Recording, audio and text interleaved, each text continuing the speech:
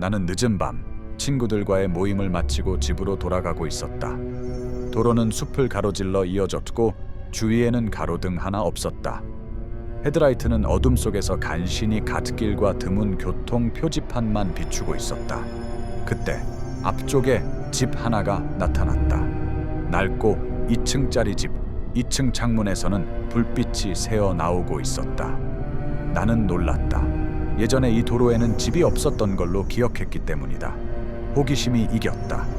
나는 차를 갓길에 세우고 집 쪽으로 걸어갔다. 문은 반쯤 열려 있었고 안에서 희미하게 울음소리 같은 것이 들려왔다. 나는 소리쳤다. 저기 누구 있어요? 아무런 대답도 없었다. 오직 잔잔한 흐느낌만이 들렸다. 나는 안으로 들어갔다. 곰팡이와 썩은 냄새가 코를 찔렀다. 바닥은 내 발밑에서 삐걱거렸다. 거실에는 낡은 소파와 오래된 TV가 있었는데 켜져 있었지만 화면에는 흰 잡음만 나오고 있었다. 나는 계단을 따라 2층으로 올라갔다. 빛은 반쯤 열린 방문 안에서 새어 나오고 있었다. 조심스레 문을 밀자 나는 얼어붙었다. 방 구석에 아이가 서 있었는데 벽을 향한 채 어깨를 들썩이며 울고 있었다. 나는 말했다. 괜찮니? 도움이 필요하니? 아이는 울음을 멈췄다. 그리고 아주 천천히 고개를 돌렸다. 나는 그 순간 아이의 얼굴이 전혀 없다는 것을 보았다. 그곳에는 오직 창백한 피부만이 덮여 있었다. 공포에 질린 나는 계단을 뛰어내려갔다. 그때 TV 화면이 변하더니 내 차가 갓길에 서 있는 모습이 비쳤다. 나는 집 밖으로 뛰쳐나왔지만 차는 어디에도 없었다. 도로 위에는 공허 한만 있었고 뒤편에 낡은 집만이 어둠 속에서 빛나고 있었다. 그날 이후로 나는 다시는 그 도로를 달리지 않았다. 저는 대학생이었고 혼자 셋집에서 살고 있었습니다. 어느 저녁 제 휴대폰이 울렸습니다. 화면에는 제 자신의 번호가 떠 있었습니다.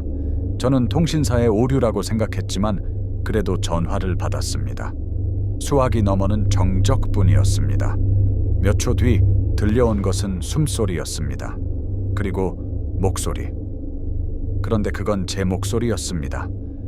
넌 전화를 받으면 안 됐어. 그 목소리가 말했습니다. 저는 얼어붙었습니다. 누구야?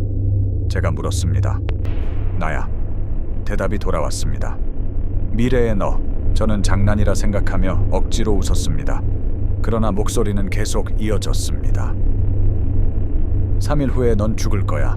아무것도 바꿀 수 없어. 저는 전화를 끊고 한숨을 쉬었습니다. 바보 같은 장난이라고 넘겼습니다. 하지만 다음 날 또 전화가 왔습니다. 역시 제 번호, 역시 제 목소리. 이번엔 이렇게 말했습니다. 내일 수업에 가지 마. 저는 결국 수업에 갔습니다. 그리고 바로 그날 대학교 계단 위에서 커다란 유리 조명이 떨어졌습니다. 그것은 제가 늘 지나던 자리로 곧장 떨어졌습니다. 하지만 그 순간 친구가 저를 잠시 붙잡아 세웠습니다.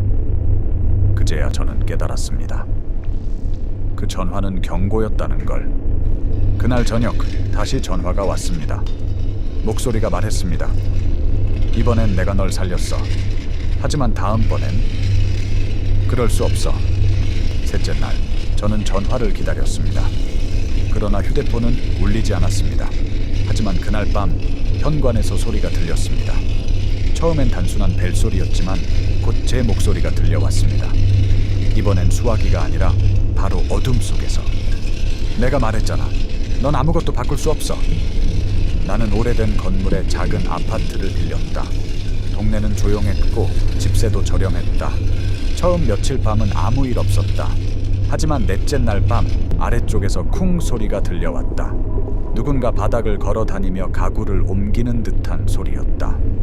이상했다. 내 아파트는 1층이었고 내 아래에는 지하실뿐이었다.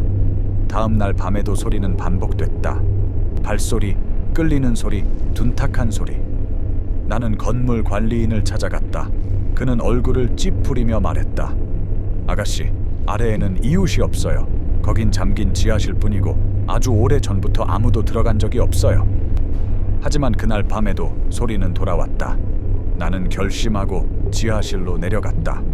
녹슨 문은 힘겹게 열렸고 안에는 곰팡이와 습기가 가득했다. 손전등 불빛이 텅 빈 벽을 비추고 있었다. 그러다 나는 내 아파트 바로 아래에 있는 방의 윤곽을 보았다. 그곳에는 낡은 탁자가 있었고 위에는 갓 꺼진 듯 아직 따뜻한 촛불 하나가 놓여 있었다. 그 순간 내 뒤에서 발자국 소리가 들려왔다. 나는 소스라치며 뒤돌아봤지만 아무도 없었다. 그런데 위층 내 아파트에서 문이 열리는 소리가 났다. 나는 공포에 질려 위로 달려갔다. 방에 들어가자 현관문이 활짝 열려 있었다. 바닥 위에는 종이 쪽지가 놓여 있었다. 단 2글자만 적혀 있었다. 위에 있어.